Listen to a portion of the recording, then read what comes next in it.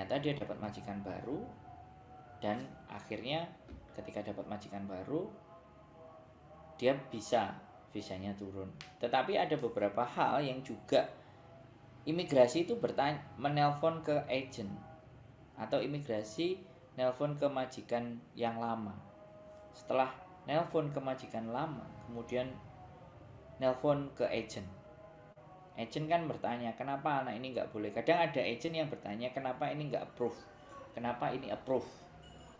Jadi ada agent yang artinya menanyakan status visa ini jadinya seperti apa, apakah disetujui atau tidak. Kalau tidak setujui, apa persoalannya, apa masalahnya.